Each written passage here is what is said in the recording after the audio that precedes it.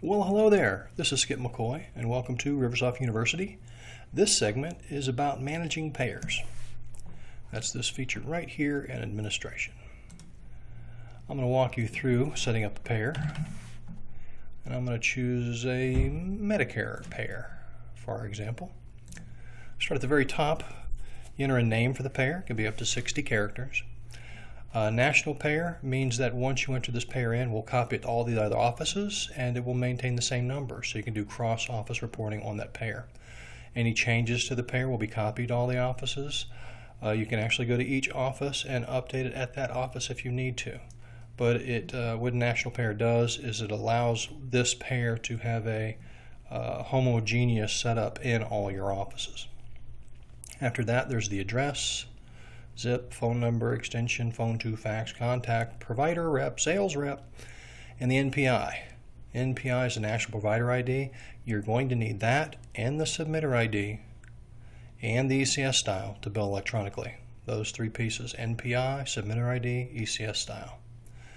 The NPI and the submitter ID will be issued to you by your payer, and the ECS style is a RiverSoft concoction.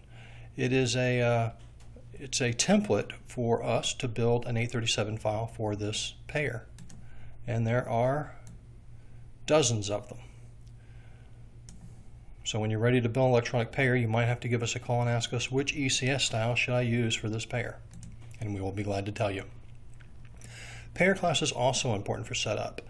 For Medicare, you must choose either Medicare or episodic insurance to turn on the PPS billing features. If it's a hospice payer, you're going to have to use the hospice payer switch to turn on the special hospice billing features. Otherwise, it's just a way to classify this payer.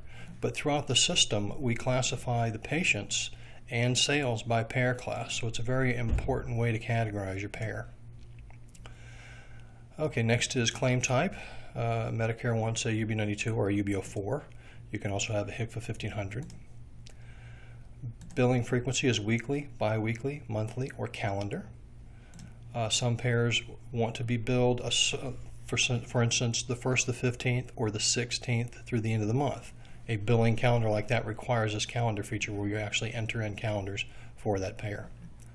If it's not one of those strange payer calendars, weekly, bi-weekly, or monthly should do you fine.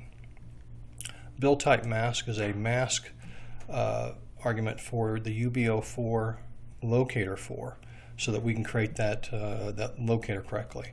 A typical mask is 33X, so it means we're always going to put a 33, and then the X is going to depend on the patient's status. Supervisory visit frequency. This is going to be the default for any patient that is associated with this payer. So when we associate a patient with this payer, by default they're going to have a supervisory visit frequency of 14 days. That can be overridden at the payer level, but this will be the default. That's very important for tracking your supervisory visits on the schedule. Bill notes is simply a comment field. Invoice terms appears on the invoice for the payer. So unless your payer is actually getting invoices, that's not very important. Pay rate source, I'd simply leave as service skill. There are some cases where you might want the pay rate source to actually be by employee skill, but that's very rare. If your payer is going to dial in using RiverSoft Mobile to look at the electronic medical record, you'll have to issue them a username and a password and associate that username to this payer, and that's done right here.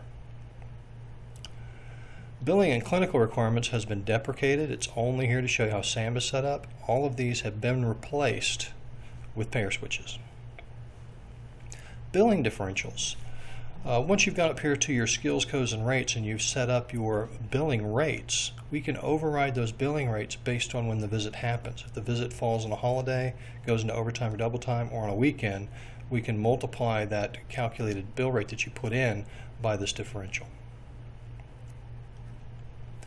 Okay, brings me to the skills, codes, and rates, which is probably the heart of configuring a payer.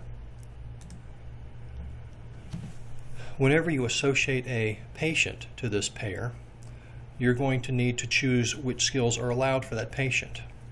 The list from which you choose is configured right here, because this is the list of allowed skills for the payer. When you add an allowed skill, you're also going to tell us the pay unit and the bill unit.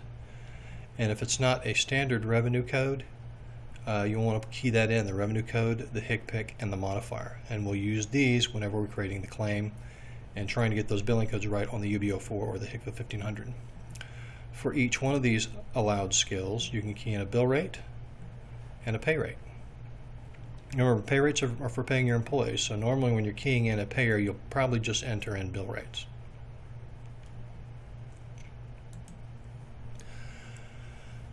Okay, payer switches.